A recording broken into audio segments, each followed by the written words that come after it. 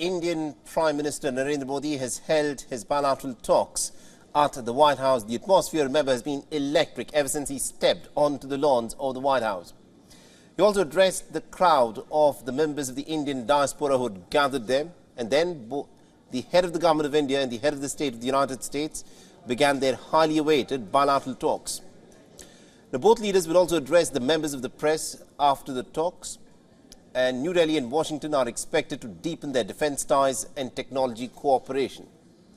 The minutes before the beginning of the top-level bilateral talks, both the leaders, in fact, addressed the crowd that was gathered at the South Lawn of the White House. Now, hundreds of members of the Indian-American diaspora lined up outside of the South Lawn to get a glimpse of the Indian Prime Minister at the White House. Now, addressing the crowd, President Joe Biden spoke about the impact that the Quad has had on the geopolitics of the current world.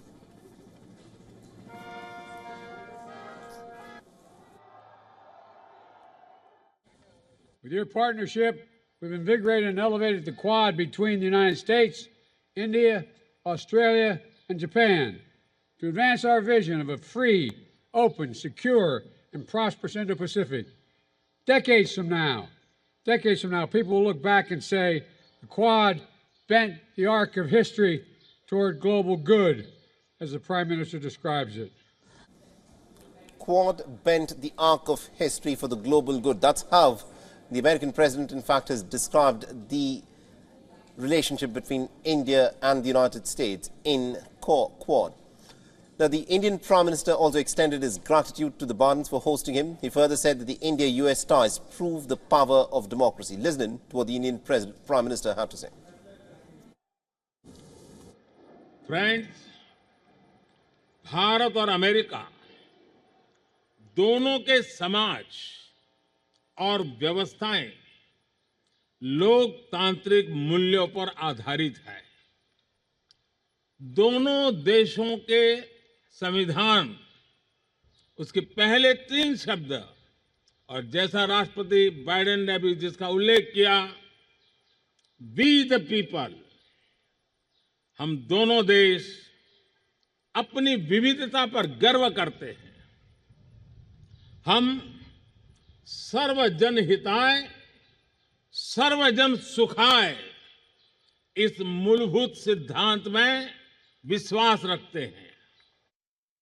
Diplomatic दृष्टि से जब किन्हीं 2 देशों के बीच संबंधों की बात की जाती है तो अक्सर औपचारिक जॉइंट स्टेटमेंट, वर्किंग ग्रुप्स और एमओयू उसी के दायरे में आमतौर पर बातचीत होती है। इसका अपना महत्व है ही, लेकिन भारत और अमेरिका के रिश्तों का असली इंजन हमारे मजबूत पीपल टू पीपल संबंध है। Just a few hours ago, the White House said that India has decided to sign the Artemis Accords. The Accords bring the like-minded nations together on civil space exploration. As per a U.S. official, NASA and ISRO are in fact developing a strategic framework for human spaceflight cooperation this year. This in an effort to send a joint mission to the International Space Station in 2024. Now, India's Hindustan Aeronautics has also signed a landmark deal with the GE Aerospace, and the MOU includes potential joint production of the GE Aerospace's F414 engines in India.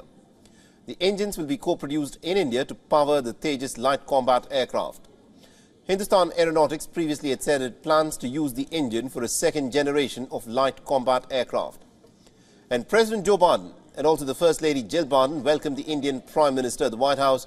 Washington is looking to solidify its ties with New Delhi in a move to offset China's strategic diplomatic maneuvering and military aggression.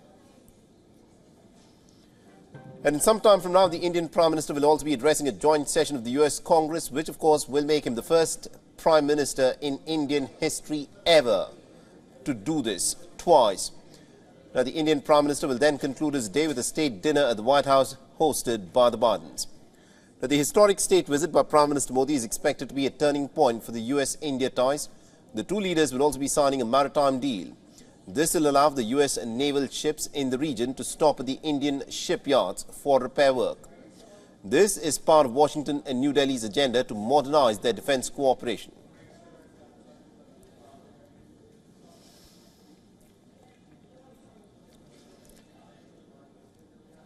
राष्ट्रपति And to give us more perspective in terms of what, of course, has been happening at the White House, we're being joined in by our Voice of America correspondent Jessica Stone, who's joining us live from White House in this moment. And we're also joined by Mr. Frederick Fleets, who's the Vice Chairman of America First Policy Institute. He's also joining us live from Washington, D.C. as well. But Jessica, let me begin with you first. Now, looking at the optics of what has played out so far, and also listening to what President Biden and the Indian Prime Minister Narendra Modi have said, it does appear to be a bit of a point of inflection in terms of how the India-US ties will progress from here.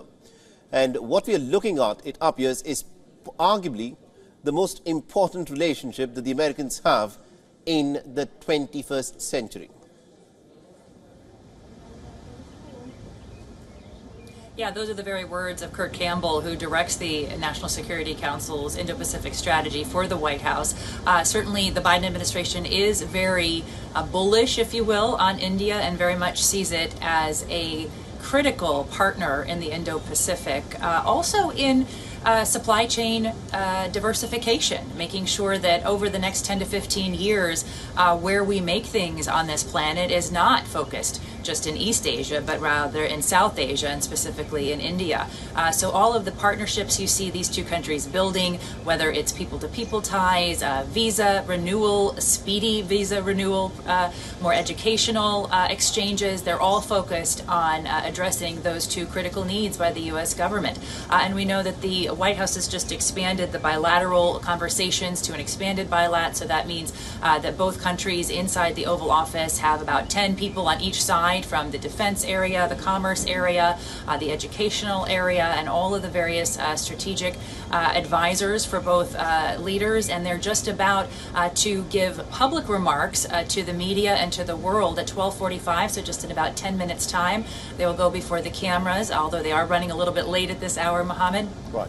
And give some results of their talks to the public. We do know that there is expected to be at least one question on either side, and so that will be the first time that Prime Minister Modi takes questions in his entire 9 years in office, and that's considered a win by this White House, who very much wants to focus on the ways in which they are increasing press freedom throughout this visit.